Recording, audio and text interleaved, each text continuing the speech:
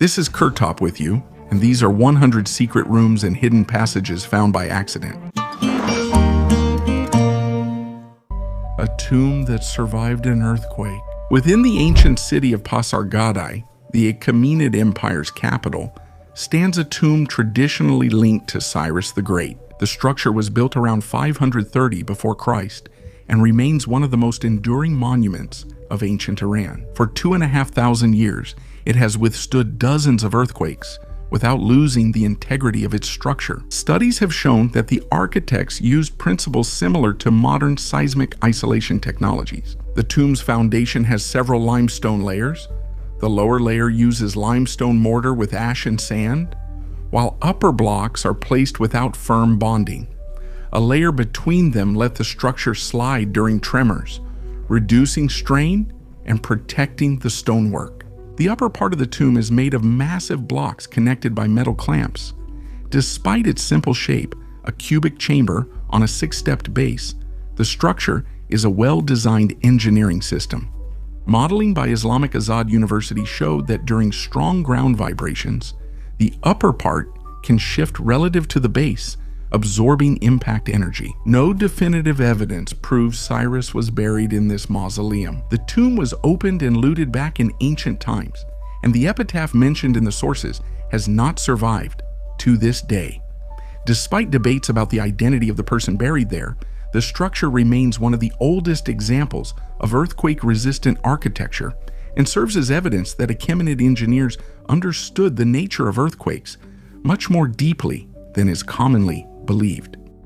Boats for eternity. Funerary boats appeared in Egypt as early as the 4th millennium before Christ, 1,000 years before the first dynasties. The earliest finds have been recorded in Abydos and Hierakonpolis, where real wooden boats up to 20 meters long were discovered next to elite burials, laid in specially dug pits. They were oriented along the course of the Nile, which indicates a deliberate ritual rather than random placement. In Abydos, archaeologists found more than a dozen boat burials located next to the tombs of proto-dynastic rulers. Some boats were dismantled before burial, while others had been used during life, showing traces of repairs, wear, and paint. This means that what was placed in the tomb was not a symbol, but an object directly connected to the owner's status. In a society where the Nile was the main transport route, having a boat meant control over movement, trade, and people. Boats with the same hull, high prow, and elongated shape also appear frequently on pre-dynastic ceramics. These motifs appear simultaneously in different regions, which indicates a widespread tradition rather than a local cult. In this period, the boat symbolizes elite power and status, not just transport. Later, this idea grows even more. The pharaoh's solar boats near the pyramids are not new inventions, but an evolution of a much older ritual. Funerary boats mark when power and status were seen as worth preserving beyond death. And for this, society is willing to spend resources that have no practical value for the living. The largest ancient labyrinth. In India, in the Baramani steppes in the west of the country, archaeologists came across a huge stone labyrinth, estimated to be about 2,000 years old. This is more than a stone pattern or a drawing fragment. This is a full-size structure, arranged in such a way that it forms 15 concentric circles leading to the center, and it is considered the largest known stone labyrinth found in India. Such a design is not an abstract drawing, but a logical, well-thought-out structure that could have had a ritual or navigational purpose. According to one hypothesis, these labyrinths served as landmarks for ancient merchants and travelers, helping them navigate routes that connected the shores of the west coast with the interior parts of the peninsula. The resemblance of these patterns to those on ancient Roman coins suggests cultural and trade links between India and other civilizations of that era. Surprisingly, wildlife researchers, not archaeologists, discovered the monument by accident during routine fieldwork. Such a discovery reminds us how much is still hidden beneath the surface of the earth, and how ancient people could use shapes that seem mysterious to us today. The face of Amenhotep III. Amenhotep III ruled ancient Egypt 3,400 years ago during the height of its power. He is seen as one of history's richest people, worshipped as a living god, and was Tutankhamun's grandfather. Now, scientific reconstruction reveals his true face. Amenhotep III led Egypt to unmatched prosperity and global power. More of his statues have survived than those of any other pharaoh. Yet his face has never been reconstructed. An international team of scientists decided to show us what this man looked like.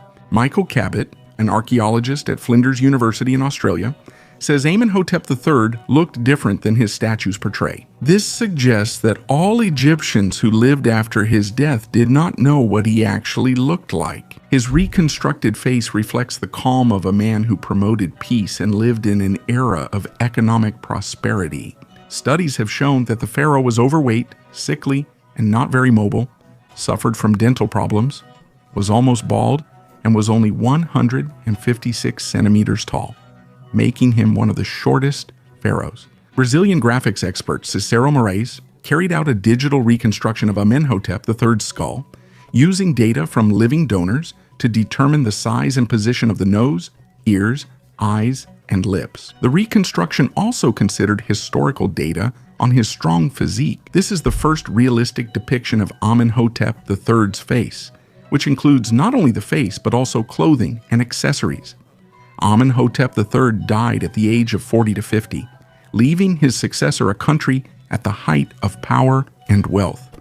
In diplomatic letters, foreign rulers begged him to send them gold, describing Egypt as a country where gold was as plentiful as sand. Some believe Amenhotep III's mummy was covered in gold leaf, making him resemble a god statue. It is also believed that the pharaoh was a great admirer of women, importing hundreds of foreign harem ladies. After the death of Amenhotep III, his son Amenhotep IV changed his name to Akhenaten and established the cult of the sun god Aten. However, his son Tutankhamun restored the cult of Amun and changed his name to Tutankhamun, becoming one of the most famous pharaohs thanks to the discovery of his tomb in 1922. Pompeii managed to preserve history. In 79 AD, Pompeii, a busy trade and cultural center on the Tyrrhenian Sea, was destroyed. The residents of the city were caught off guard by the powerful eruption of Vesuvius, a volcano that had seemed like a sleeping giant for many years. This eruption is surrounded by secrecy and mystical omens. Some studies even say the day of the disaster had an unusual atmosphere. Early in the morning, the volcano erupted a massive ash and gas cloud over 30 kilometers high. Pyroclastic flows, a deadly combination of burning gas, ash, and volcanic bombs, instantly covered the city, taking lives and freezing everything around in the last second of their existence. An estimated 10,000 to 25,000 people died from the volcanic eruption. Central Pompeii was hit hardest, with houses and public buildings buried under meters of ash and pumice. The volcanic ash that covered the city played a crucial role in the preservation of Pompeii. This thick layer blocked air and microorganisms, leading to the remarkable preservation of buildings, mosaics, frescoes, and even wood, fabrics, and food. Pompeii's streets and houses, frozen in time, offer a unique glimpse of ancient life preserved for millennia. Excavations at the Villa of the Papyri in Herculaneum uncovered remarkable artifacts, such as mosaics, statues, and over 1,800 papyrus scrolls from philosopher Philodemus's library. These scrolls are a real treasure for historians and archaeologists, as they contain works on philosophy, ethics, rhetoric, and poetry, written from the 1st century before Christ to 79 AD. Studying these documents deepens our understanding of ancient Greek and Roman culture and spirituality, showing the sophistication of their thought and knowledge. Modern technologies play a key role in the study of these ancient texts. Methods such as virtual unrolling and X-ray scanning allow scientists to read papyrus scrolls without physical intervention, eliminating the risk of damaging these fragile materials. Thus, Pompeii continues to stand as a testament to tragedy and at the same time as a time capsule, providing a unique window into the past.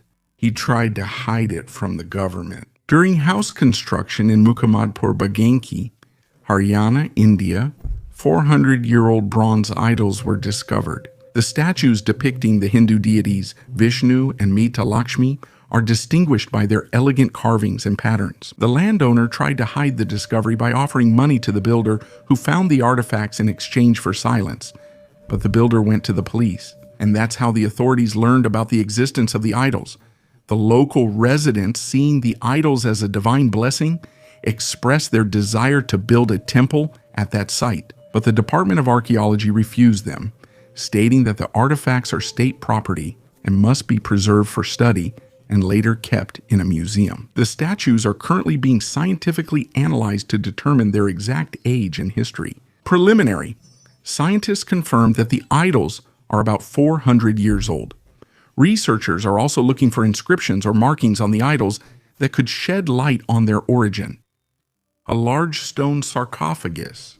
This sarcophagus belonged to the powerful pharaoh Ramesses III, who ruled Egypt during the 20th dynasty. It is a true masterpiece of ancient Egyptian sculpture and ritual art.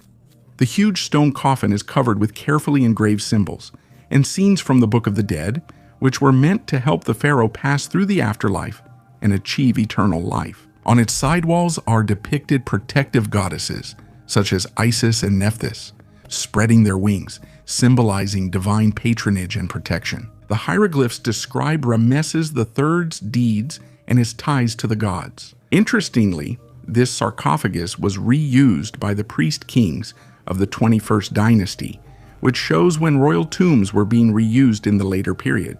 Today, this great sarcophagus is kept in the Louvre, where thousands of visitors can see it. The Oxfordshire mirror. Today, a mirror is a common object, but in ancient times it was considered a magical artifact. In front of you is a bronze Celtic mirror found in Didcot, England. It was created in the 1st century before Christ and is one of 18 such discoveries that have survived to this day. In the Iron Age, such items were incredibly rare and belonged only to a select few, possibly priests or noblewomen. But what was it used for? For beauty, rituals, or perhaps for communicating with another world? In ancient cultures, mirrors were seen as gateways to other worlds, and this mirror may have been used in shamanic rituals. Decorated with elegant patterns, this artifact is among Britain's most mysterious finds. Its true purpose is lost to time, but who knows? Maybe it really did hold something more than just a reflection. Sacrifice beneath the pyramid. In Shimao, an ancient fortified Bronze Age settlement located along the Great Wall of China, archaeologists have discovered astonishing evidence of ancient rituals. Beneath the stepped pyramid at the center of this settlement, 6 pits filled with skulls were found.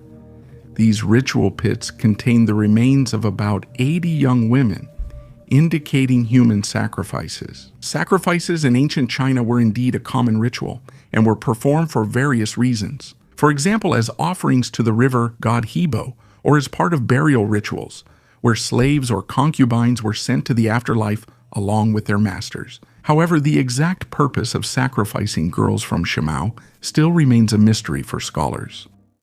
The tunic of Alexander Makedonsky. Archaeologists discovered a fragment of rare purple cloth in a tomb in Virginia, which may have been part of Alexander Makedonsky's tunic and symbolized his power. The cloth was found in a golden tomb next to the remains of a man buried with a golden wreath.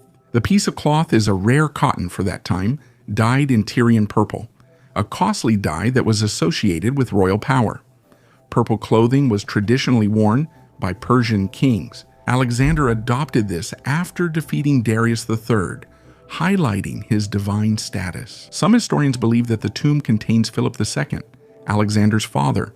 Others think that the artifacts might have belonged to Alexander himself or his brother Philip III Aridaeus, who inherited the royal regalia. Among other artifacts, a golden diadem, a scepter, and an oak leaf wreath were found, items often mentioned in historical sources about Alexander's royal regalia. Scenes of hunting have been preserved on the tomb's frieze, where, according to researchers, Alexander is depicted in a purple tunic. A coffin on the roof. For centuries, human bodies have served as objects of anatomical study, and executed criminals often became the main source of these bodies. As death sentences declined in the 18th and 19th centuries, medical schools faced a shortage of research bodies. This problem gave rise to resurrectionists, people who dug up freshly buried corpses to sell to anatomists.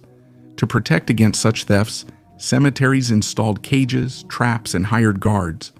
Some bodies were even kept in mortuaries so that decomposition would make them useless to grave robbers. But the Englishman Genry Trigg found his own extremely unusual way.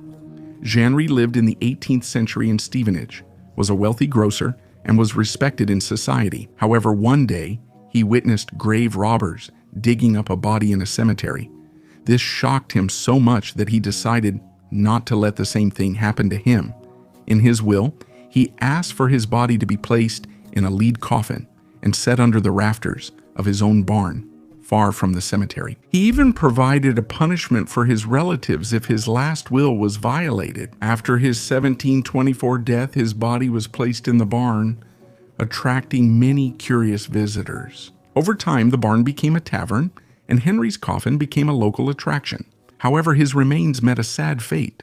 Visitors and soldiers took them as souvenirs, and by the beginning of the 20th century, only a small part of the skeleton was left. Today, Henry's coffin remains in the barn, but his body is lost, leaving only ghostly legends. The cursed ornaments of the shaman woman. This isn't an ancient story, but it clearly shows that belief works the same way as it did thousands of years ago. In Austria and Germany for several years, there was a woman who presented herself as a shaman. She convinced wealthy female clients that their jewelry and money were infected with a curse or an evil spirit. Sometimes, it wasn't just about bad luck, but about the supposed prediction of the death of a loved one. The scheme was simple and frighteningly effective. To break the curse, the victim had to give gold, jewelry, and cash for a ritual, totaling hundreds of thousands of euros. After the valuables were given, the shaman vanished. Later, her accomplice claimed she fell into a coma or died during the ritual. That ended the contact. The investigation established that the scheme had been operating for more than 10 years and affected at least 19 people in Austria, Germany, and Switzerland. Damages are estimated at millions of euros. During the searches, police found dozens of kilograms of gold jewelry, gold bars, large sums of cash, and a fleet of luxury cars. The most alarming thing here is not the scale of the scam, but its mechanism. People gave away their valuables not from greed or naivety, but from fear. The same fear that for centuries led people to offer sacrifices, bury gold, and believe objects could bring misfortune. The first mummy. For a long time, it was believed that mummification appeared in Egypt only during the era of the pharaohs, around 2600 before Christ, along with the pyramids and an established religion. However, in the burials of the pre-dynastic period, dated to 4500–3500 before Christ, archaeologists discovered bodies preserved by artificial means. These finds have been recorded in the Badari region in Upper Egypt, and they do not fit the explanation of natural mummification by sand. Analysis of the fabric showed the presence of resins, vegetable oils, and antiseptic substances that were deliberately applied to the body before burial. In 2014, chemical analysis confirmed that the composition of these mixtures was almost identical in function to those that would be used in classical mummification 1.5 to 2,000 years later. People experimented with body preservation long before priests, texts, and religious canons appeared. Importantly, these burials were not isolated cases. Evidence of body treatment found at multiple burial sites suggests it was a common practice, not an exception. The body is positioned, wrapped in cloth, and treated with substances to slow decomposition. All this was done during a period when Egypt was not yet a state and did not have centralized authority. These findings show that the idea of preserving the body arose as a practical action, not as a regional dogma. Later, a complex system of beliefs about the soul, judgment, and the afterlife developed around this practice. Mummification began as an experiment but became so vital it lasted thousands of years and formed a foundation of Egyptian civilization. 4.6 million shells. In 1835, a resident of the town of Margate in Kent, England, was digging a small pond in his yard, a typical place for ducks. Nothing unusual until the ground suddenly gave way, revealing a narrow tunnel about 30 meters long. It led to an underground chapel room, and its walls left everyone speechless. The ceiling, walls, arches, even the floor, everything was covered in shells. Millions, not tens of thousands. Researchers counted approximately 4.6 million seashells in total, oysters, mussels, scallops, collected from the coastal waters of Kent. The main mystery is who did this and when. The style seems medieval due to the clock's Gothic arches. The grotto may have been dug in the 18th or 19th century when wealthy eccentrics enjoyed secret rooms and fake underground chambers. The construction date is still unknown. The shell pattern covers about 190 square meters, with each fragment laid by hand. Today, the privately owned grotto is open to visitors. For almost 200 years, no one has been able to answer the main question. Is this an ancient cult object, or the whim of a wealthy man who decided to leave behind a mystery that has lasted for centuries? The Pharaoh and Two Queens. In Egypt, Pharaoh Amenhotep III's tomb was opened after 20 years of restoration. This is one of the largest projects in the Valley of the Kings in recent decades. Amenhotep III ruled Egypt from 1390 to 1350 before Christ and was considered one of the most powerful rulers of the 18th dynasty. His reign became a symbol of the flourishing of architecture, art, and diplomacy. The tomb in Luxor opened to the public on October 4th. The walls now display scenes of the pharaoh, Queen T, and their daughter Sidamon. The complex has 3 halls, the main burial chamber, and 2 side rooms for female royal family members. T, from a modest background, became a leading woman of her era.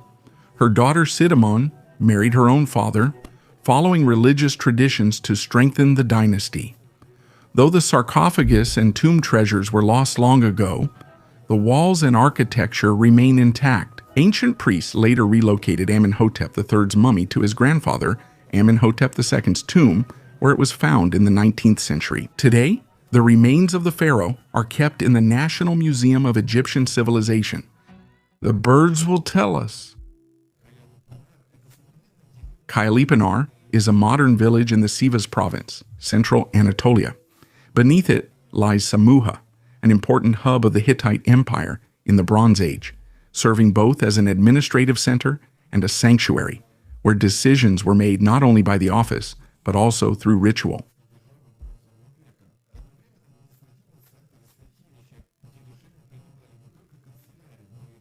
Here, archaeologists found a small clay tablet with cuneiform writing on both sides and a tiny hole through it, which clearly shows that the object was worn hanging on a cord. The format resembles not a book for shelves, but a working memo for a priest. The text describes ornithomancy, divination by birds.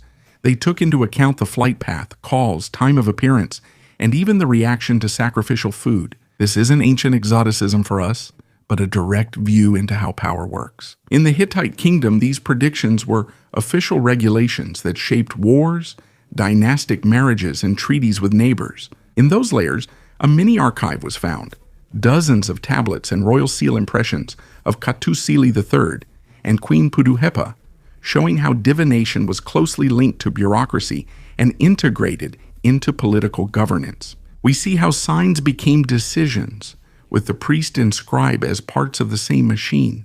The first of its kind Bronze Age fortress. Archaeologists found a 5,000-year-old fortress in the forests of Neampes County, Romania. And modern LiDAR technology helped them with this. Thanks to drones equipped with laser scanners, they were able to see through the dense vegetation and get a clear image of the structure that had been hidden from the human eye for centuries. The fortress dates back to the transition from the Neolithic to the Bronze Age, a period when people had just begun to build fortified settlements. The LiDAR showed this was a well-designed, powerful structure with moats hundreds of meters long, earthen ramparts, and a strategic high ground location. Evidence shows the ancient builders had advanced knowledge and organized labor.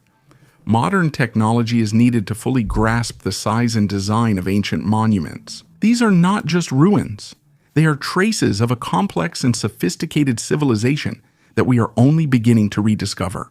Vikings and UFOs. In 2022 in Trondheim, Norway, an unusual game piece from the Viking era was found during archaeological excavations. This unusual artifact, made of steatite, was discovered in an ancient well dating back to the 11th-12th centuries. Strange rune-like symbols were engraved on its surface. Scientists, after detailed analysis, confirmed this is a runic inscription, possibly meaning battle brother or comrade in arms. But the researchers encountered another mystery. In addition to the obvious runes, there were finer lines on the surface of the token, which, upon closer examination, formed a pattern resembling an unknown star map. Some enthusiasts of alternative history suggested that this pattern might be a stylized depiction of an object resembling a disc-shaped, unidentified flying object. Historians and ufologists have long debated the link between Vikings and strange phenomena. Scandinavian sagas often mention fiery chariots and skyships crossing the heavens. It is possible that ancient warriors encountered phenomena that today could be interpreted as contacts with extraterrestrial beings. Books made from people. In the 18th and 19th centuries, there was a grim practice of binding books in human skin. This rare and shocking phenomenon was called anthropodermic bibliopagy. Some medical or philosophical treatises and personal diaries were sometimes bound in human skin, usually as a memorial.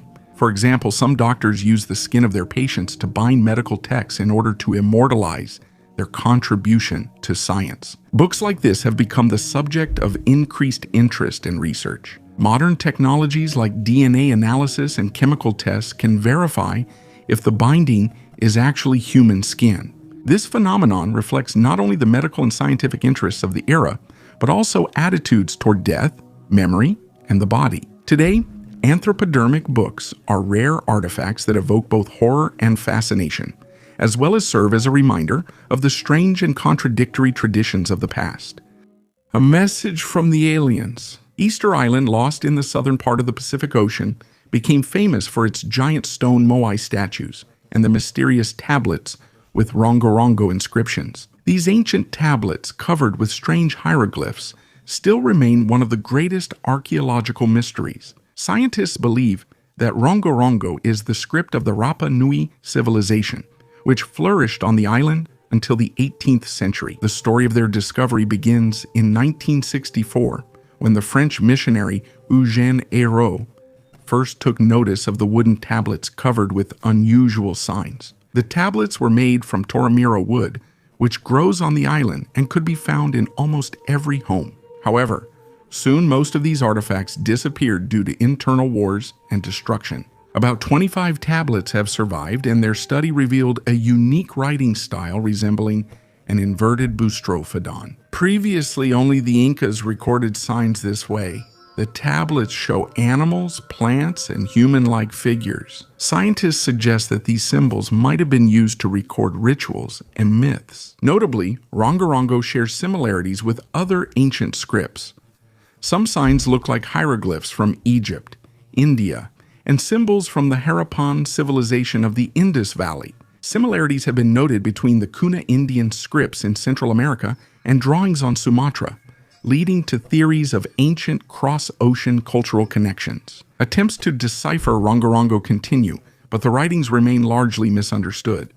One theory proposes they detail rituals involving sacrifices to the gods. Another hypothesis, more fantastical, suggests an extraterrestrial origin for these symbols, hinting at contact with alien civilizations. Otherwise, how could people living on different continents in those distant times have had similar writing systems? And yet in our time, despite having a huge number of connections with each other through phones, satellites, and the internet, we speak different languages. Rongorongo's mystery remains unsolved, yet its study still inspires scientists and enthusiasts worldwide. The oldest double-headed eagle. Archaeologists discovered a double-headed eagle image in Alaka Hoyuk and Hattusa, key Hittite civilization sites in Asia Minor. Reliefs on gates and cylinder seal impressions show an eagle clutching two hares in its claws. Dating from the 14th to 12th centuries before Christ, this is among the earliest confirmed double-headed birds in ancient Eastern art.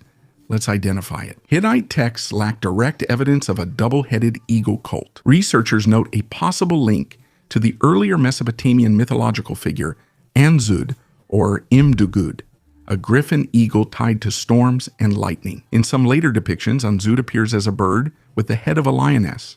Motifs could pass between cultures and change form, but the idea of a powerful celestial bird remained.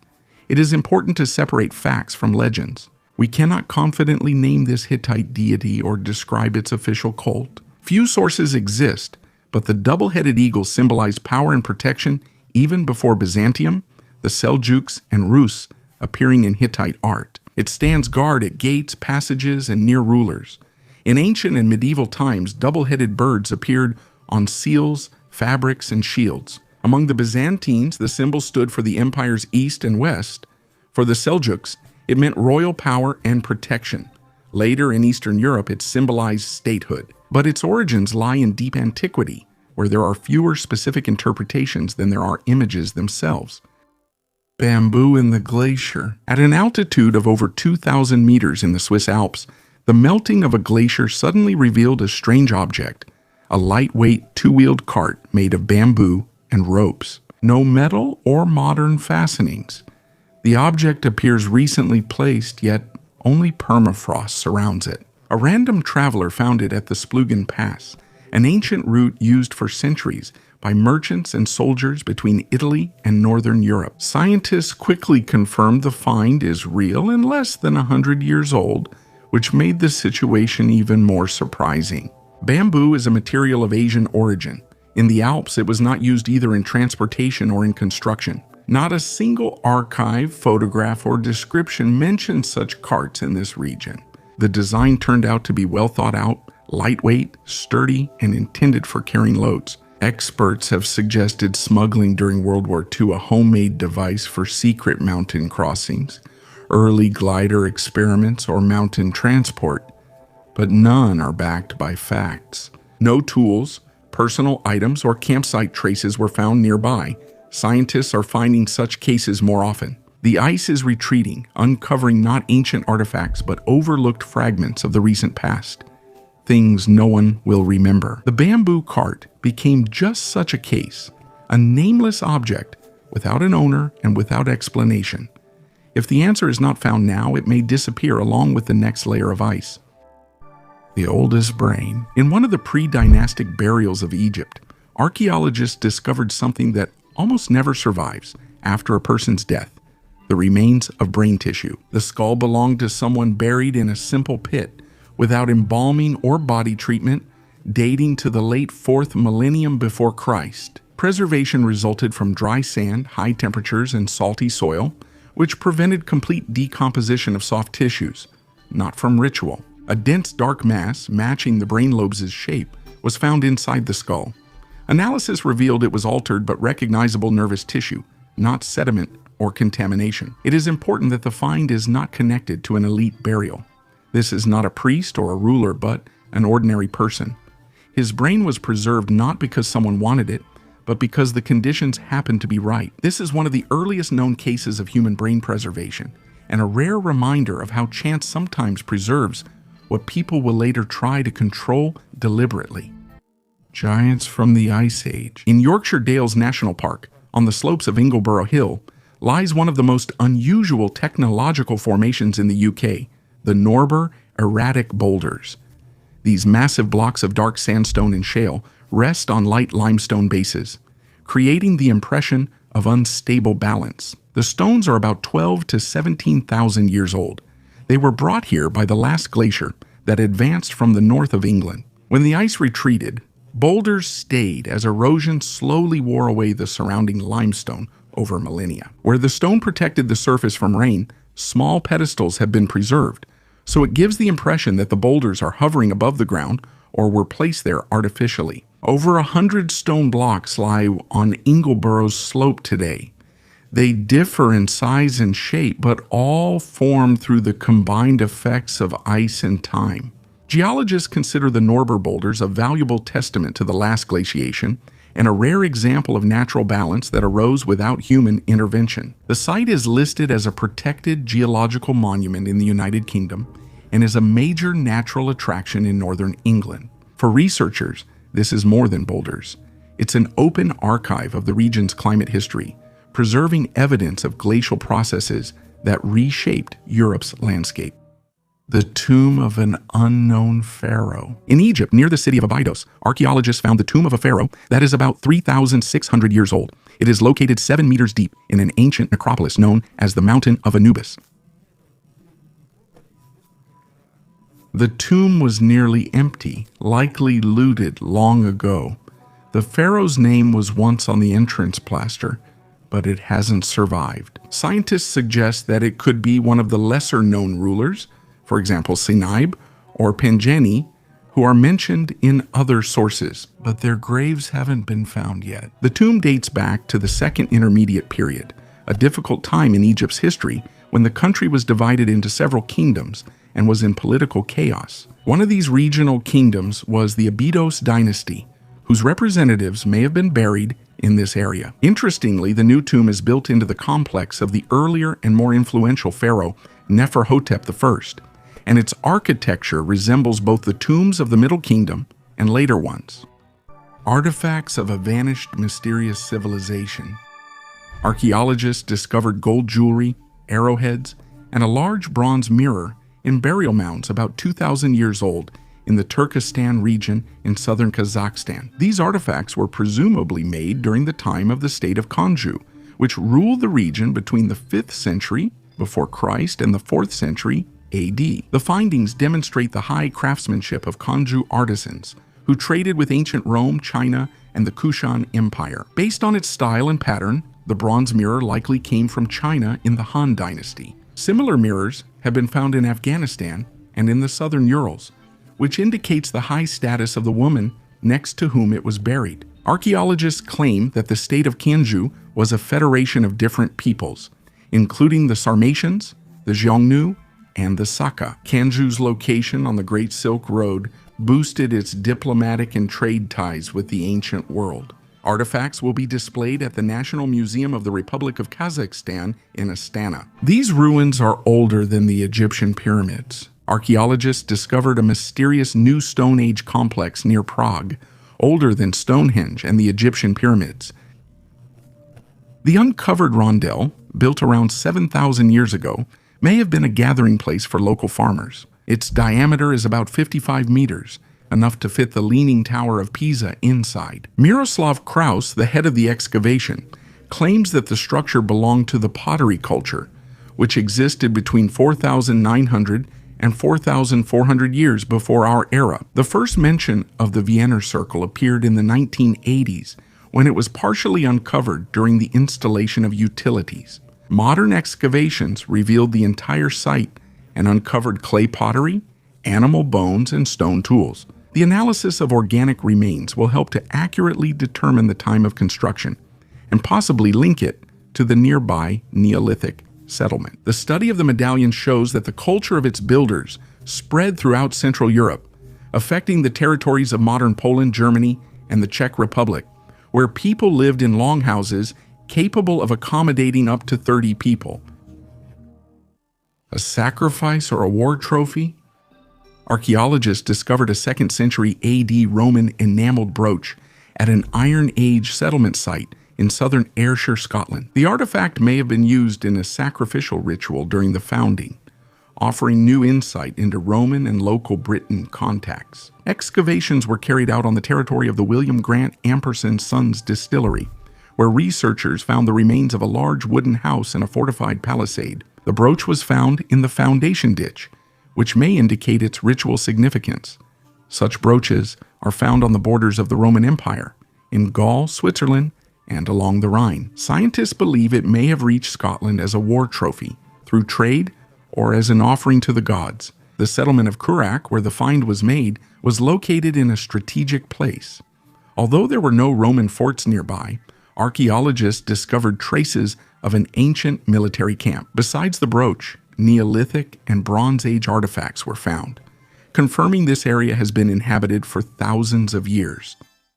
The last Anunnaki king's tomb. Gilgamesh, the king of Uruk, is one of the most important and mysterious figures in the history of ancient Mesopotamia. He became the central figure in one of the oldest epics and left a lasting impact on culture and religion. Gilgamesh, whose name is still surrounded by mystery, was an outstanding ruler whose achievements became the foundation for many myths and legends. During his reign, Gilgamesh was renowned as a builder, strategist, and warrior. He is credited with building Uruk's massive city walls, which protected its people from enemies and disasters. According to legends, these walls were so impressive that the gods themselves took part in their construction. In addition, the reign of Gilgamesh is associated with a period of economic prosperity and cultural flourishing, which made Uruk an important center of the ancient world. Gilgamesh became a central figure in mythology thanks to the epic poem about his exploits, known as the Epic of Gilgamesh. This literary monument, found in the library of the Assyrian king Ashurbanipal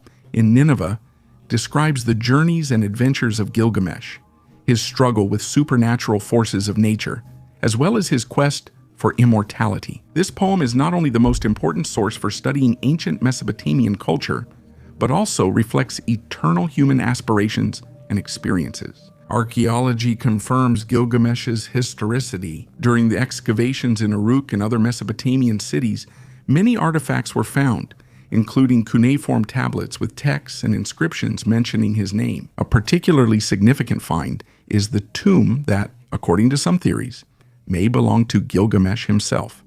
If this discovery is confirmed, it could become key to understanding the historical figure of Gilgamesh. Special attention is given to texts about the Anunnaki, deities central to ancient Mesopotamian mythology. They are seen as descendants of the sky god An and earth goddess Ki, linked to humanity's creation and destiny. Theories about the Anunnaki's influence go beyond Mesopotamia, connecting them to other ancient civilizations and even extraterrestrial visitors from Nibiru. Comparing the Nibiru theories with other catastrophe theories, such as the Great Flood or the fall of the Tunguska meteorite, demonstrates a wide range of hypotheses about the origin and development of humanity. The discovery of Gilgamesh's tomb could shed light on many aspects of the life and reign of this legendary king, as well as confirm or refute the numerous myths about him. A piece of cake. On February 10, 1840, Queen Victoria married Prince Albert of Saxe-Coburg and Gotha. At their wedding, an impressive cake weighing about 36 kilograms was served. The three-tiered treat was adorned with miniature bride and groom figures in Roman attire, plus a refined sugar entourage, which was a rare luxury then. Inside, the cake was soaked in alcohol and filled with lemon, elderberry, sugar, and dried fruits. However, there was a problem.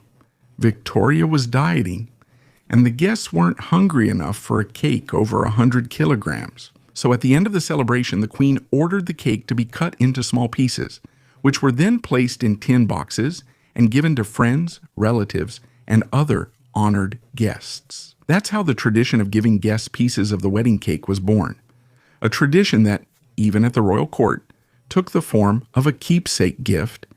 Many of those who received these souvenirs decided not to eat them, since it was a valuable gift from the queen herself. Some slices remained untouched and have survived to this day.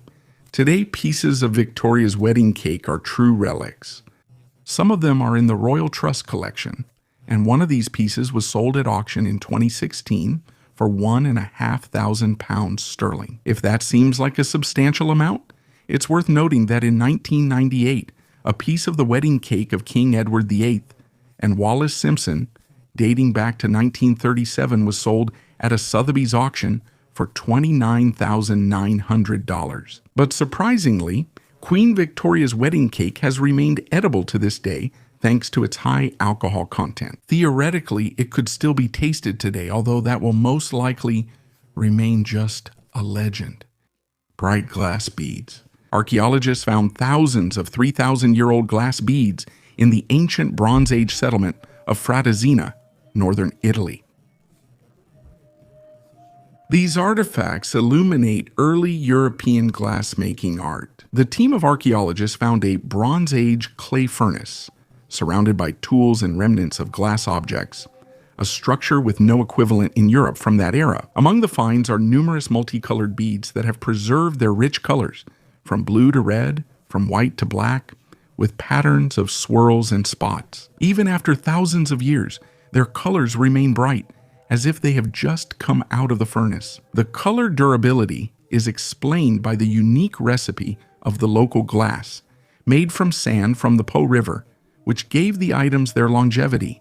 Fratezina, which flourished from 1200 to 1000, before Christ was a center of craftsmanship and trade. In addition to glass, they processed amber, ivory, and also worked with bronze, gold, tin, and iron here. Fossilized bacteria. The theory of extraterrestrial origin of life requires solid evidence. In the middle of the 20th century, scientists began studying meteorites in hopes of finding traces of extraterrestrial microorganisms in them. However, the results turned out to be inconclusive. In 1965, seeds were discovered in the Orgay meteorite, but it soon turned out to be a hoax. In 1996, National Aeronautics and Space Administration announced that fossilized bacteria had been found in the Allen Hills 84001 meteorite, which came from Mars. Many scientists think chemical processes may explain this. While there's no strong evidence for panspermia, some microorganisms can survive in space. For instance, Streptococcus mitis survived a trip to the moon and back on Apollo 12. In 2008, an experiment on the International Space Station showed that bacteria can survive in open space for more than a year. Nobel laureate Francis Crick suggested that life could have been deliberately spread by an advanced civilization. Perhaps in the future, humanity itself will engage in seeding other planets. Alfred's mysterious ornament. In 1693 in Somerset County, a farmer accidentally stumbled upon an object that changed historians' perception of early medieval England. Beneath the soil, the plow revealed Alfred's 9th century jeweled ornament, a unique artifact. This discovery stands out for its craftsmanship. Made of gold, enamel, and quartz, it features an intricate pattern and an inscription. Alfred ordered me to make this. The artifact is linked to King Alfred the Great, one of England's most enlightened rulers. It is believed that the ornament may have been part of a scepter or a pointer used for reading sacred texts. This instrument unites power, wisdom, and Alfred's quest for enlightenment. Exploring the object's symbolism makes the connection between UFOs and past mysteries intriguing. Some researchers suggest that the intricate design of the ornament and its shiny finish might have been inspired by the observation of unusual celestial phenomena. In those times, comets and lights in the sky were perceived as messages from the gods or even extraterrestrial civilizations. Narmer Palette. The Narmer Palette was discovered in Hierakonpolis Temple Complex. It is a stone slab made of dark schist, about 64 centimeters tall, dating to around 3100 before Christ. Formally, it's a cosmetic palette. In reality, it's an object that was never used in everyday life. It's too large, too detailed, and too demonstrative. A man wearing the white crown of Upper Egypt raises a mace over a captive. The ruler's figure is much larger than the others. The gesture is shown during the strike with an attendant nearby and a subdued enemy before him.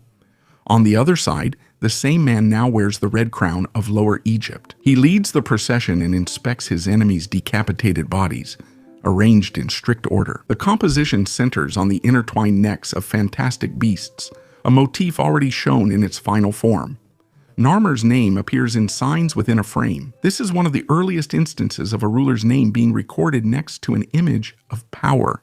The palette was placed in a temple, not in a burial. It is not accompanied by explanatory inscriptions and does not tell a story with words. Everything here is conveyed through poses, the scale of the figures, and the order of the scenes. A ship by the beach. Just 2 meters underwater near one of Majorca's most popular beaches, archaeologists discovered a Roman merchant ship. It was lying right under Playa de Palma, a place where tourists swim every day. The ship sank about 1,700 years ago and was almost immediately covered by sand, which saved it from destruction. The vessel, about 12 meters long, was filled with amphorae. Inside were wine, olive oil, and garum, a fermented fish sauce that was one of the main products of Roman trade. Under the mast, they found a coin from the early 4th century, minted in Sicily, in what is now Croatia. This made it possible to accurately date the shipwreck. The hull, deck, and wooden structures were better preserved than expected. Discoveries included leather shoes, a carpenter's drill, and an oil lamp showing the goddess Diana. The amphorae bear inscriptions with the names of the producers and tax marks. Some vessels have early Christian symbols, while others display traditional pagan signs. Clay analysis showed that the amphorae were made in the southeast of Spain. This confirms the existence of stable trade routes between Iberia, North Africa, and the Balearic Islands in the late Roman period. The ship tried to shelter from the storm near shore, but didn't reach the harbor. The amphorae and ship items are now being conserved. The wooden hull parts will be extracted and restored in stages over several years. They uncovered an extraordinary burial. In a female burial from the 6th century AD, discovered in the east of Lincolnshire County, England, archaeologists found a unique artifact, a Roman bowl dating back to the 3rd century AD. This discovery from the Scrimby Cemetery excavation lets researchers study Anglo-Saxon and Roman cultural interactions and reveals burial customs of the era. The bowl, made of copper alloy, was found in the grave of a young woman designated as Eska, 18. In addition to the bowl, 2 brooches and bracelets were also found with the deceased. The placement of the artifact near the woman's head indicates its symbolic significance. The bowl, known as the Scrimby Bowl, has been preserved in excellent condition. Its height is 5.7 centimeters, and its volume is about 280 milliliters. Decorated in Roman style, it features crescent and heart patterns, with red, aquamarine, and bluish-purple enamel, showcasing Roman artisans' craftsmanship. It is believed that the bowl was made in France and brought to England in the 3rd century AD. Analysis of the inner surface of the bowl showed traces of unheated pork fat. This may indicate its use for ritual or medical purposes. Pork fat was used at that time to treat infections, which is consistent with Byzantine texts from that period. The uniqueness of the find also lies in the fact that the bowl has been preserved intact, unlike most Roman artifacts, which are usually found in fragments. Glass that has survived through the centuries. In one of the museums in Europe, there is an object that, at first glance, looks like a designer bowl from a modern glass-blowing studio. Thin strips of colored glass twist into a spiral, forming a dense, even pattern. This item is about 2,250 years old, made during the Hellenistic era, before glass blowing was invented. Craftsmen created the bowl by hand, winding thin threads of molten glass onto a mold layer by layer. The vessel was shaped to the perfect volume and design, with threads placed precisely. Its colored spirals remain vivid, the glass clear, and the form unchanged as if freshly made. Such items rarely survive to our time. Glass breaks easily, cracks, and crumbles, so each such object is a window into the past, into a craft that stood at the intersection of art and technology. The bowl shows that ancient craftsmen were neither simpler nor more primitive than us. They already knew how to work with the material as if they understood its possibilities better than we do. The sequoias of California. Near Calistoga, California, lies one of the world's largest petrified forests. This natural monument is about 3.5 million years old. Giant sequoias once grew here until a volcanic eruption buried the grove in ash and lava, stopping decay. Without oxygen, minerals saturated the wood, replacing organic material with silica. This is how stone replicas of trunks formed, preserving bark, rings, and internal tree structure. The first mentions of this place date back to 1857, when settlers accidentally came across the petrified trunks during the construction. Scientists later confirmed these were fossilized sequoias, over 2,000 years old during the catastrophe. The area soon became known as Calistoga's Stone Forest. In the late 19th century, this place became privately owned and was later made into an open-air museum. In the 1880s, the writer Robert Louis Stevenson visited it and left notes about his impressions. In 1915, one of the trunks was shown at the Panama Pacific Exhibition in San Francisco. Today, there is a tourist route about 1 kilometer long on the territory. Many of the trunks are still half buried underground, but their structure has been perfectly preserved. The Calistoga Forest is a rare case where a volcanic disaster preserved nature and stone, creating a unique record of North America's geological history. Pyramid in Israel. In the Judean desert, not far from the Dead Sea, archaeologists stumbled upon a mysterious pyramidal structure about 2,200 years old, built from massive hand-hewn stones, each weighing hundreds of kilograms. The pyramid still remains a mystery to researchers. The site is about 20 kilometers south of Masada and dates to the Hellenistic period, when Israel was ruled by the Ptolemies and Seleucids. During the first week of excavations, bronze coins, weapons, Greek papyri, pottery, and ancient furniture were discovered here. All of this was miraculously preserved by the dry desert climate. Scientists suggest that the structure could have been a watchtower, protecting the trade route used to transport salt and bitumen from the Dead Sea. There is also another theory. It is possible that tax collectors were stationed here, checking passing merchants. Later, during the Roman period, the structure might have been converted into a monumental tomb. Traces of burials point to this, although unfortunately, most of the tomb was looted. The hoard predates the Iron Age.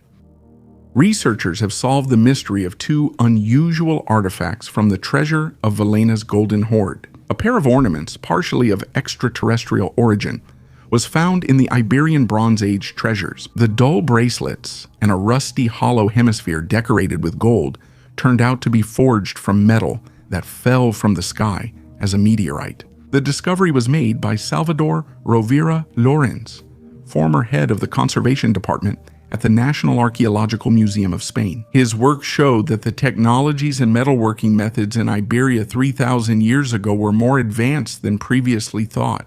The Velena treasure hoard includes 66 items found in 1963 in what is now Alicante. These ornaments are considered a striking example of Bronze Age jewelry art on the Iberian Peninsula and in Europe. Two ornaments, a small hemisphere and a torque-shaped bracelet, contain elements archaeologists identified as iron. This created a problem since the Iron Age on the Iberian Peninsula began around 850 before Christ, while the gold ornaments are dated to the period between 1500 and 1200 before Christ. The difference between meteoritic and terrestrial iron lies in the high nickel content of meteoritic iron.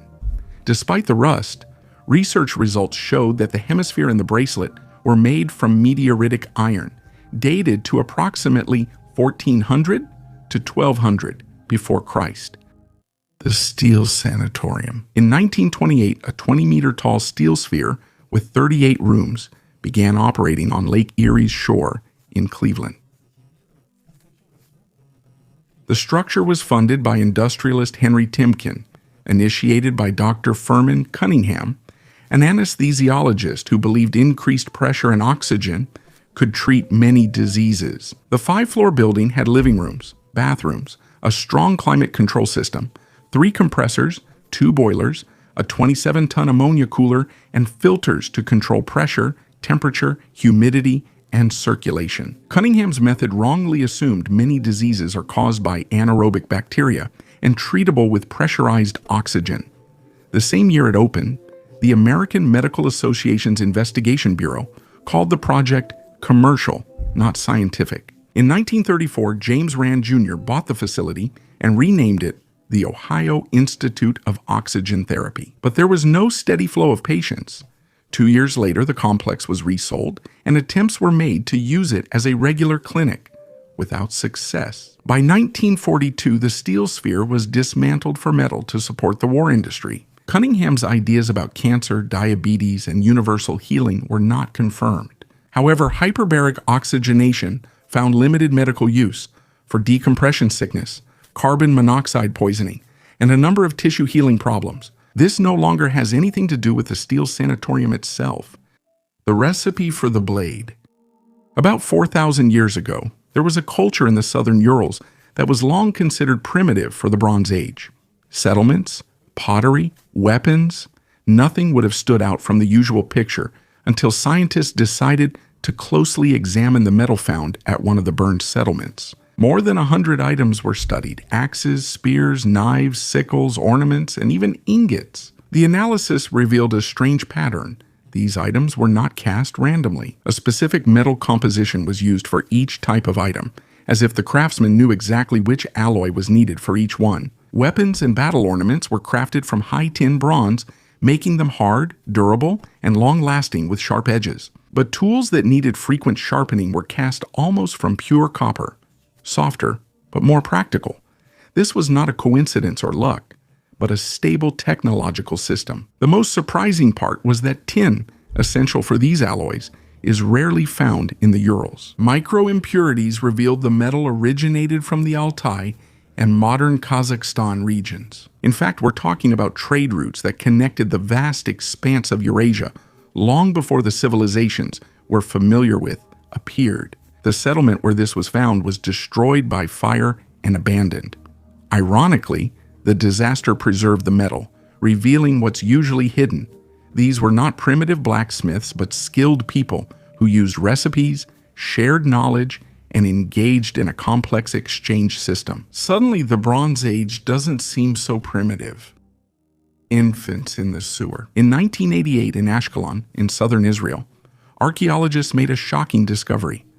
Under the baths, in a sewer dating back to the late Roman and early Byzantine period, they found the skeletons of about 100 newborns. The investigation revealed the infants lived under 3 days, with no evidence of violence or trauma on their remains. Initially, scientists assumed that these were girls, since in many societies of that time, there was a practice of getting rid of newborn females. Further analysis revealed the remains included both boys and girls. One possible reason for the infants' deaths could have been the activities of women working in bathhouses. It is likely that the children were left by prostitutes who, being forced to live such a life, could not afford to take care of infants. The story from Ashkelon sheds light on the grim realities of the past, showing how horrifying those times were when women had to get rid of their newborn children. The grave of Santa Claus. In Turkey, archaeologists have discovered a sarcophagus that may be the tomb of St. Nicholas, the prototype of Santa Claus. The discovery was made in the Church of St. Nicholas in Demre, Antalya, during excavations that have been ongoing since 1989. The burial was found in an annex next to the church. The sarcophagus, about 2 meters long, is made of local limestone. It was partially buried in the ground at a depth of up to 2 meters. Its design with a raised, sloping lid resembles other tombs in the region. Scientists suggest that the church was built on the site of the burial of Nikolai Chudotvorets, the Archbishop of Myra, known for his good deeds. His generosity and secret gifts inspired the legends of Santa Claus. Holy water from the air conditioner. A funny incident happened at the Sri Banka Bihari temple in Vrindavan, India, which could have happened anywhere. But it looks especially striking in a country with hundreds of gods and temples for every occasion. Believers crowded around the statue of an elephant, from which water was dripping drop by drop. They decided that it was holy water from Krishna's feet, but in reality the water was just simple condensation dripping from the air conditioner cooling the temple. For people who had never encountered air conditioners, this explanation was not enough. The believers kept insisting that this was the very nectar from Krishna's lotus feet, which the temple attendants collect every morning during the washing of the divine feet. The temple issued an official statement to debunk the myth and warn people not to drink the water. The danger of such water is that fungi and bacteria can form in the air conditioning system, which can easily get into the droplets. This could lead to infections. Note that locals are accustomed to harsh conditions. Otherwise, they couldn't buy food at street markets. When this incident aired on television, believers were offended at temple authorities for not warning them sooner. But how do you convince someone who already believes? This task is almost impossible. Maya cosmogram. Archaeologists in Tabasco, southern Mexico, studied Aguada Phoenix, a massive earthen structure concealed by forest. It's almost invisible in satellite images, but LiDAR, a laser scanning technology that can remove vegetation, revealed the clear outlines of a platform nearly 1.5 kilometers long. This structure is older than any known Maya center, dating to about 1000 before Christ. This was 1,000 years before their well-known pyramids and cities existed. Remains of canals, dams, and straight roads, all aligned to the cardinal directions, were found around the platform. This appears to be a well-planned complex built from earth and clay without stone. Scientists referred to Aguada Phoenix as a cosmogram, a symbolic space representing a model of the world rather than a temple or city. Here, judging by the findings, there were mass gatherings, rituals, and feasts, but there are no traces of kings, palaces, or sculptures. All of this appears to have been built collectively by communities, without a central authority or leader. This discovery was unexpected for archaeologists.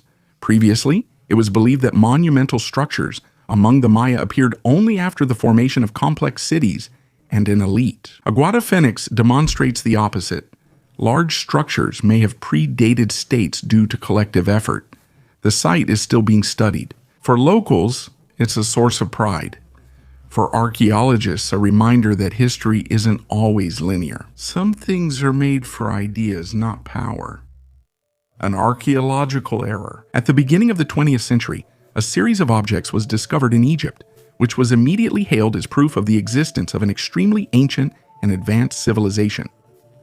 These stone vessels had smooth walls, thin edges, and symmetry difficult to achieve by hand. Some of them had wall thicknesses of only a few millimeters, yet were carved from hard stone, diorite, and basalt. These vessels quickly began to be cited as evidence of lost technologies. The issue was that the finds were removed from context and often published without exact details about the layer, location, or related objects. Sometimes the origin is known only from the first collectors or antique dealers' accounts.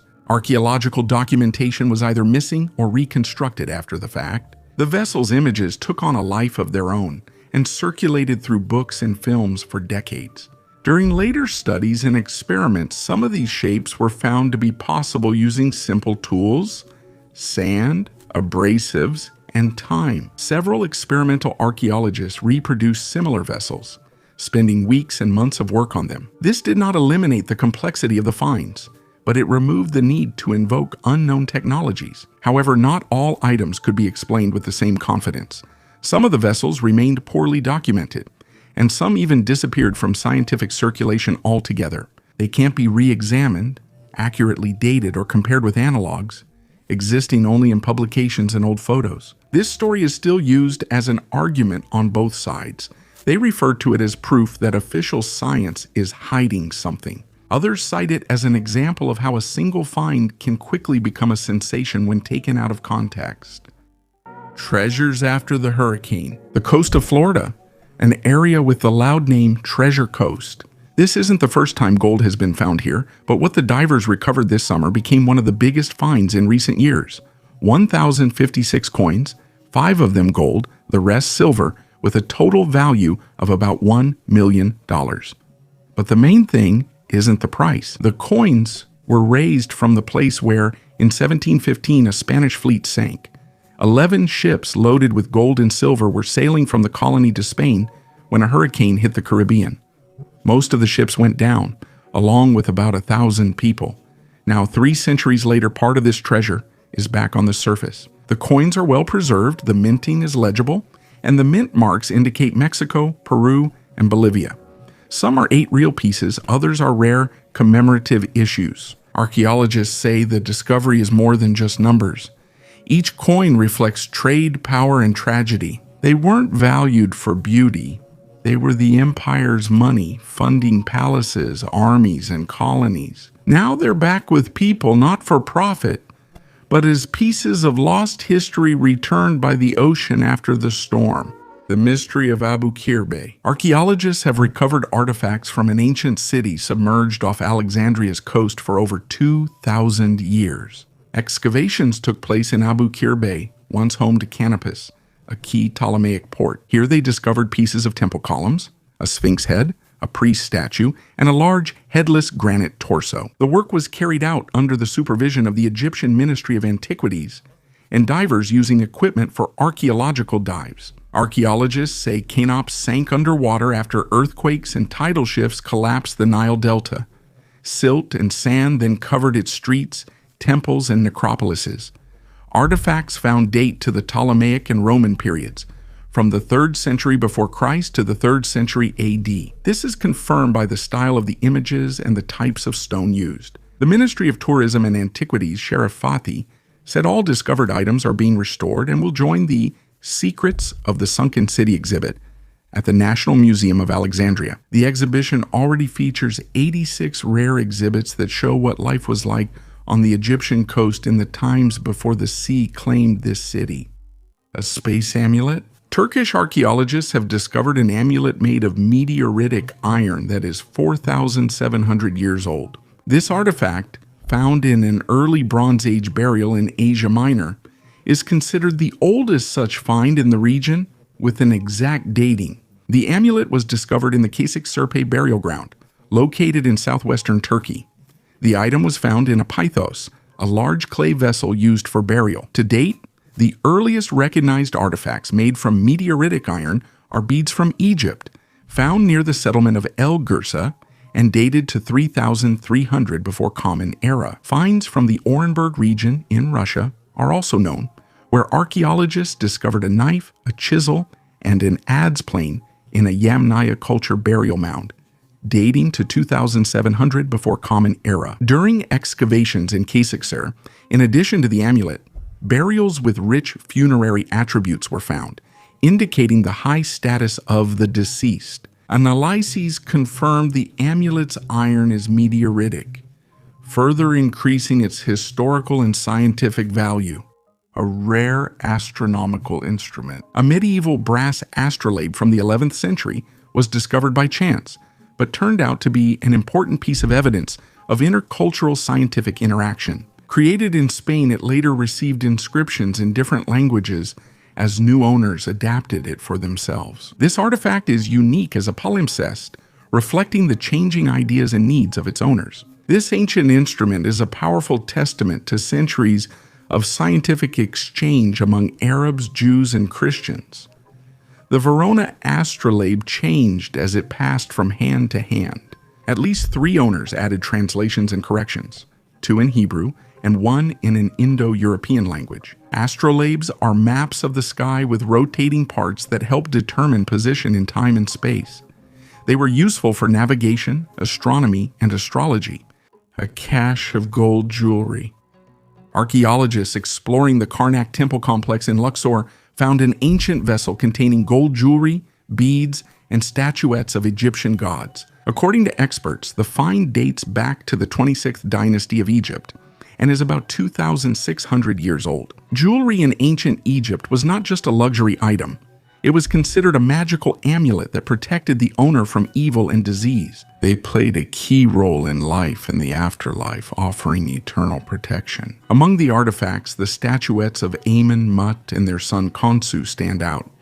They were likely worn as amulets around the neck. Amun was seen as king of the gods and Pharaoh's patron, later merging with Ra to embody both visible and invisible deity. All found items will be restored and may be displayed in the Luxor Museum. Flying machines of ancient aliens. In front of you is an artifact decorated with strange symbols and images that resemble flying machines. Some researchers believe that this could be ancient evidence of contact with extraterrestrial civilizations. The object has an unusual shape like a capsule or ship.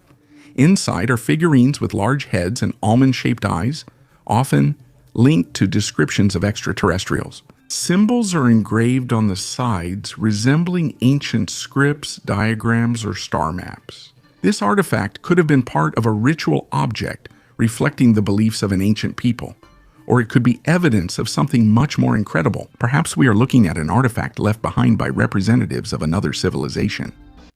Pharaoh Piope II. Pharaoh Piope II Neferkari, who ruled Egypt during the 6th dynasty of the Old Kingdom, ascended the throne in 2278 before Christ, when he was only 6 years old. The young ruler's mother acted as his guardian and assisted in governing during his early reign. Piope turned out to be quite unusual, and chronicles recorded his strange behavior. One of the most famous examples is his demand that slaves cover themselves with honey so that flies would be attracted to them and not bother the pharaoh himself. This invention may seem absurd, but it shows how Piope tried to solve even the simplest inconveniences. Meanwhile, in ancient Egypt, the flies symbolized resilience and bravery, and golden fly-shaped awards were given to soldiers for special merits. Such ornaments can essentially be considered the first Medal of Honor in history. A preserved letter from Pepi II to Harkuf, governor of Aswan, requests that a dancing pygmy be brought to the court for entertainment after an expedition to Nubia. This letter gives us an idea of his interests and how Egyptian rulers used foreigners brought from abroad for court entertainment. Pepi Seku's reign was among the longest in history, lasting about 94 years by some accounts, or 64 by others. He may have lived to 100, making him one of ancient Egypt's most memorable pharaohs. Stone sarcophagus. In Italy, archaeologists have discovered an untouched sarcophagus that is 2,500 years old, which had remained hidden underground near the volcanic Lake Bolsena. During the excavations of the ancient Etruscan settlement of Byzantium, on the shore of the lake, several graves were found, dating from between the 7th and 5th centuries before Christ. To the scientists' surprise, none of the burials had been looted, which is rare for such an ancient site. A simple stone sarcophagus drew interest for preserving its contents in their original state. With the help of an excavator, the archaeologists lifted the heavy lid and found an almost completely preserved skeleton inside. Next to the remains was a small clay vessel, which, according to experts, could symbolize personal belongings or an offering to the deceased. The find is unique and offers researchers a rare chance to study ancient Etruscan remains. Scientists hope further analysis of the skeleton will reveal valuable insights into this people's life and culture. The youngest archaeologist. During an ordinary family walk in Tel Azika, Israel, 3-year-old Ziv Nitzan accidentally made an archaeological discovery. She found an ancient scarab about 3,800 years old. This site is famous for the biblical battle between David and Goliath. The find quickly drew the Israel Antiquities Authority's attention, which confirmed the artifact's authenticity and uniqueness. It turned out this was not just a pebble, but an ancient scarab-shaped seal, a symbol of renewal and rebirth in Egyptian culture, also used by the Canaanites as an amulet or seal. Researchers say the scarab is linked to the Canaanite civilization, which lived in the Levant during the Bronze Age. These items showed Canaan's beliefs, status, and strong cultural ties with Egypt. A jar with a rooster. A small pomade jar featuring a rooster relief was found during the excavations in central Moscow, an urban accessory that instantly takes us back to mirrors, fragrant ointments, and cosmetics of past centuries. Such containers were made of ceramic or glass, sealed with a ground lid, and stored fatty mixtures for lips and skin inside, sometimes scented balms. The wear and pigment traces show how much it was used. The rooster on the lid isn't just decorative. In European symbolism, it stands for vigilance and good luck. In the urban environment, it serves as a personal mark of the owner and also as the voice of the morning, when you need to go out to people as the best version of yourself. Such small details shape the city's portrait: its smells, workshops, markets, and the custom of wearing daily emblems. The Tunguska explosion happened earlier than we thought. In northern Yakutia, near the Verkhoyansk Range, geologists found an anomalous area with scorched stones and trees, all knocked down in one direction. At first it seemed unremarkable. Fires and landslides are common here. However, analysis revealed the charring was caused by a brief, intense heat impulse, not by burning. Within a week, the place was dubbed Little Tunguska. The destruction there isn't as great as the famous 1908 event, but the signs are surprisingly similar. A radial pattern of melted taiga, fused quartz beads, and traces of iridium and nickel all indicate cosmic impacts. Researchers remain cautious. The event may be from a meteorite breaking up in the atmosphere, with only its shockwave hitting Earth. Perhaps it's part of a large impact belt linked to the Tunguska event. While no direct connection is proven, their chemical compositions do match. The main mystery is the age. According to radiocarbon analysis of the trees in the soil layer, the catastrophe happened not at the beginning of the 20th century, but about 1,000 years earlier. This suggests Tunguska-type explosions may have occurred in Siberia before, but went unrecorded. Today, only a scorched area and forest remain at the site. Scientists still collect samples. But even if the explanation turns out to be simple, the fact remains: our planet remembers far more impacts than we are used to thinking. The underground tunnels of Cusco. Archaeologists in Peru discovered nearly 2-kilometer-long mysterious Inca tunnels.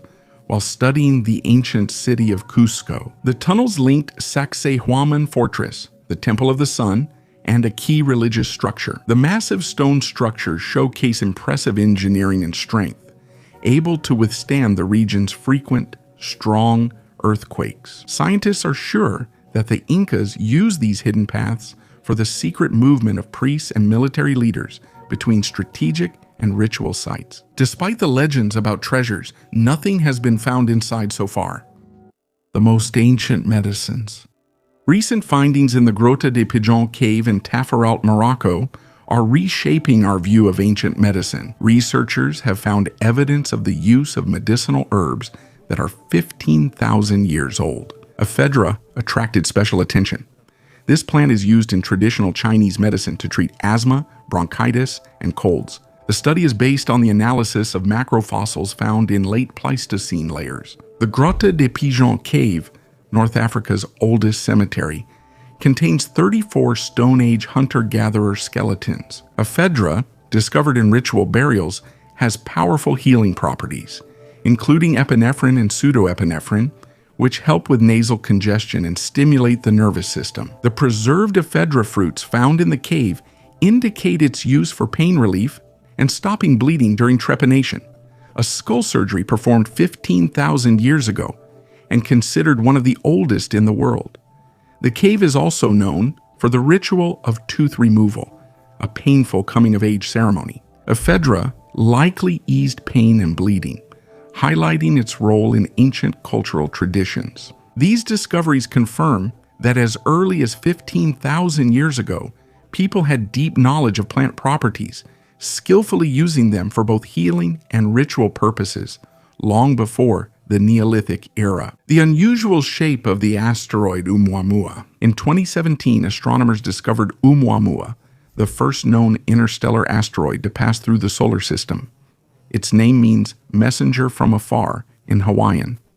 What surprised scientists most was its shape, about 230 meters long and only 35 meters wide, making it unusually elongated for an asteroid. Chinese astronomers suggested that such objects are formed as a result of tidal disruption, when a celestial body comes too close to a massive planet or star and breaks apart. In their calculations, the best creator of such asteroids is a system with a red dwarf and a gas giant located close to the star. Some scientists believe that Oumuamua could have been a fragment of a planet or a planetesimal, the building material of young worlds. Even in ideal conditions, such objects form very rarely, so its appearance is a true interstellar rarity, possibly the only one in our entire history of observations.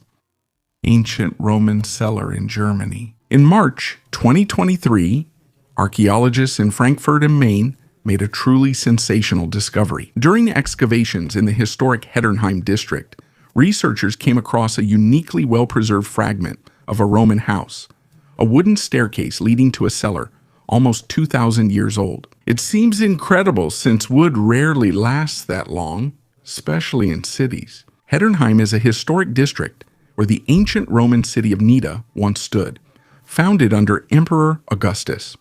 In 110 AD, Emperor Trajan made it the capital of Civitas Taunensium. The city grew to 10,000 people, but started declining in the 3rd century due to Germanic attacks and was eventually abandoned. By the 20th century, traces of Nida had nearly vanished. The old houses and cellars were destroyed during construction, so finding a wooden staircase and floor in a Roman cellar is truly a miracle. The site was in excellent condition, and the archaeologists decided to preserve it. The wooden youth. In Ireland, a hurricane toppled a 215-year-old beech tree, exposing a medieval young man's skeleton in its roots. It's amazing that in 1800 the tree was accidentally planted right on the grave, and its roots grew through the remains, preserving important details that allowed scientists to study the young man's history. Analysis showed that he was 17 to 20 years old.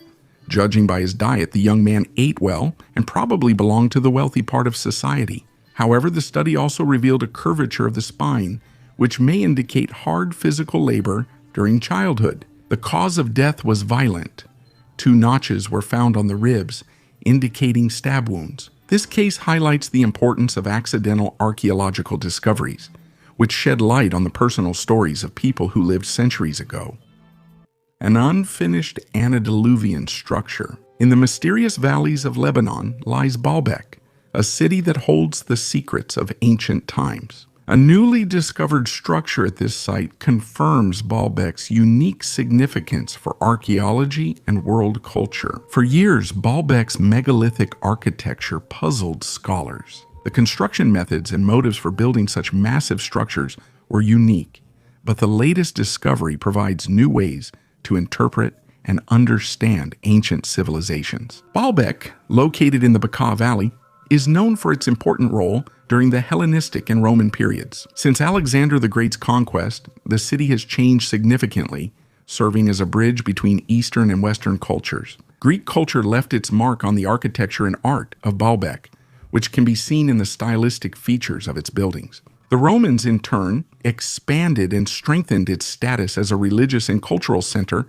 by erecting majestic temples and public buildings. Baalbek's most famous structures are the temples of Jupiter, Venus, and Bacchus. These temples are renowned for both their magnificence and technical achievements in construction. A key element is the Stone of the Pregnant Woman, a massive megalith over 1,000 tons, which was never used in the temple's final construction. The discovery in the quarry in 2014 only deepened the mysteries associated with these ancient construction methods. The findings showed that ancient builders used technologies ahead of their time, which raises questions about the origin and spread of ancient engineering knowledge. Comparing Baalbek to other ancient wonders like Stonehenge and the Egyptian pyramids reveals shared logistical and engineering features. For example, moving large stones for Stonehenge or constructing the pyramids in Giza needed physical resources, advanced planning, and astronomical knowledge.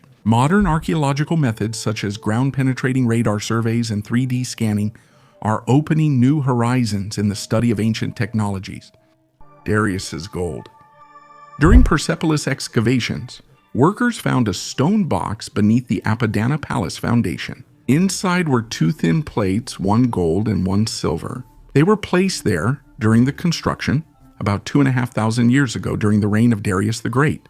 Both plates have cuneiform inscriptions in 3 languages at once. Darius wanted the text understood across his empire. He lists lands, highlights his power, and thanks Ahura Mazda. This is not a decorative item and not part of a ritual. It's a statement about who built here, who owned the territory, and under which god the palace stood. The plates have been preserved as if they were just taken out of the workshop. The metal hasn't cracked and the inscriptions are easily readable. They were deliberately placed in the foundation, not as a secret, but as a sign for future generations, in case anyone looks beneath the stone. The keeper with a mysterious smile. On the Greek island of Kea, a mysterious stone lion has rested atop a hill for over 2,600 years. His enigmatic smile, like the Cheshire Cat and Mona Lisa, is mysterious. Locals call him Levtos and say he once nearly destroyed their island. The Lion of Kea was carved from a single stone in the 6th century before Christ. One version says the same architect who built the Athenian Acropolis may have created it. It's remarkable the statue has remained in such good shape after thousands of years of harsh weather. However, the most intriguing part is the legend of its origin. Legend says water nymphs lived on Kea and their beauty made the gods envious. The Olympians, enraged, sent a lion to destroy the island, but Kea survived. In honor of this, a temple was built, and the lion became a symbol of the mythological battle. No one knows whether his smile was intentionally carved by the sculptor or if it is the whimsical work of time and weather. But one thing is certain: the Kea lion still fascinates tourists and remains the guardian of an ancient legend. Statues of guardians. A Cambodian Chinese team was excavating the entrance gates of the royal palace, built in the 11th century for Khmer Empire kings. This palace is in the Angkor Thom complex, which also has the famous Angkor Wat. During the excavation, archaeologists found 12 ancient sandstone guardian statues from the 11th century, once arranged in 2 rows atop the gates. Each statue is unique in size and details, with a height of at least 1 meter. The photographs show the statues as standing figures, some of which are holding a staff in their right hand, surrounded by exquisite decorative elements around their heads. The statue's condition varies. Some are nearly intact, while others are cracked and worn by time. According to archaeologists, the Angkor Thom Palace underwent regular modifications during the 600 years of rule by various Khmer kings. The team plans to clean and restore the statues to return them to their original place. A micro-inscription on the wall. On a rock in western Iran near a centuries-old trail, archaeologists spotted a fine scratch, barely visible in shadow and nearly invisible in direct light, only after reflectance transformation. Imaging. When artificial lighting glides across the surface, did it become clear? It was an inscription. A single line, the size of a matchbox, carved with astonishing precision. The letters are neat, without random slips, repeating angles, clear endings, as if carved from memory but by a practiced hand. The dating is approximately the end of the first millennium before Christ. The meaning is simple, a name and a short address to the deity. Just a name and a request carved in stone at eye level, not as a statement but as a meaningful action in the moment. The location of the inscription was clearly chosen on purpose. Nearby are cup-shaped depressions, soot marks, and pottery fragments, suggesting people stopped here, possibly to leave offerings or seek shelter and quiet. Kabaya and mummies. We usually associate mummification primarily with ancient Egypt, but this practice also existed in other cultures. Ancient Filipinos used one of the most unusual burial methods, mummifying their dead with smoke. Their method had nothing to do with bandages or the traditional embalming of the Egyptians, but it was no less effective. A major burial site of this type was found in a cave in Kabayan province at the end of the 20th century, giving rise to the name fire mummies. Scientists estimate the remains are 500 to 700 years old. The mummification process started while the person was alive. They were given a salty drink to dehydrate them. After death, the body was placed in a sitting position and subjected to prolonged smoking over smoke. This process could take months, after which the mummy was placed in a pine coffin and left in a cave. This method preserved bodies in excellent condition for centuries. It is believed that this practice had not only a ritual, but also a spiritual meaning. The souls of the deceased remained a part of their people. The results surprised the scientists. The story of the mummy, which had been kept at the University of Warsaw for many years and was shrouded in mystery, finally received a logical explanation. It was once thought this was a man, a priest named Korjahuti, from the 1st century before Christ. However, in 2015, Polish researchers decided to perform a computed tomography scan and discovered that it was actually a woman. Scientists also believe she was pregnant when she died, as scans appear to reveal fetal bones, including a small hand and leg. This caused huge interest in the scientific world because it could have been the first discovered pregnant mummy. Researchers also observed skull deformations on the mysterious lady and suggested aggressive cancer as the cause of death, but doubts emerged over time. Radiologist Sakar Salim from Cairo quickly saw there was no anatomical sign of a fetus and logically asked why the bones vanished while the baby's soft tissues remained. Recently, archaeologist Kamila Bralinska and her colleagues revisited the case and conducted a reanalysis of more than 1,400 computed tomography scans. 4 independent groups worked on it, and all came to the same conclusion: there was no pregnancy. The supposed fetus was actually tissue clumps left by mummification disruptions, as was the so-called cancer. The skull was damaged while removing the brain, which often happens with careless embalming. The mysterious lady is still a mystery, but now without sensational headlines. This story highlights the importance of double-checking even major scientific discoveries. The Little Ice Age. Chinggis Khan, infamous for his brutality and vast empire, unexpectedly impacted the planet's climate. The Mongolian leader's military campaigns caused massive loss of life and widespread devastation. Consequently, when these lands were abandoned, forests quickly regrew and reclaimed large areas. The restored forests began to absorb a significant amount of carbon dioxide from the atmosphere, which led to a temporary cooling of the climate, the so-called Little Ice Age effect. Chinggis Khan's actions indirectly lowered atmospheric carbon monoxide 2 levels. While he didn't aim to help the environment, His conquests unexpectedly affected nature, making him an early accidental climate hero. This story is a rare case when tragic historical events had a positive impact on our planet's climate. Treatment of people in ancient Egypt. When people talk about medicine in ancient Egypt, they usually imagine spells of the gods and primitive procedures. But archaeological findings break this image quite harshly. Let's start with a prosthesis, for example. In one tomb, an artificial big toe made of ebony and leather was found. Initially thought to be a burial item, it was later seen to be worn like objects used in life. The toe had straps, fit the foot anatomically, and let the person walk normally in sandals. This isn't a symbol or ritual, it's a medical device. Now let's discuss teeth. Egyptians often had dental issues because their flour and bread contained sand and stone dust from millstones, which quickly wore down their enamel. Archaeologists have found unusual dental work, like teeth secured with gold wire, and even replacement teeth from other people. This isn't like modern dentistry, but it was an effort to restore function, not just suffer pain. Even pharaohs weren't exempt. The mummy of Ramesses II was found to have severe gum inflammation, abscesses, and decayed teeth. Judging by the evidence, he was in constant pain. And this was despite all his power and resources. Egyptian medicine didn't make people immortal, but it tried to make life as bearable as possible. Pain relief is especially notable. The papyri mention a mix of plants, vinegar, alcohol, and opium poppy, and opiate traces are found in the vessels. This doesn't mean that surgeries were painless, but the Egyptians clearly understood that pain could be dulled, not by magic, but by substances that actually affect the body. Medicine and religion were intertwined for them. Illness might be blamed on demons or Sekhmet's wrath, but was treated physically, with bandages, ointments, and surgery.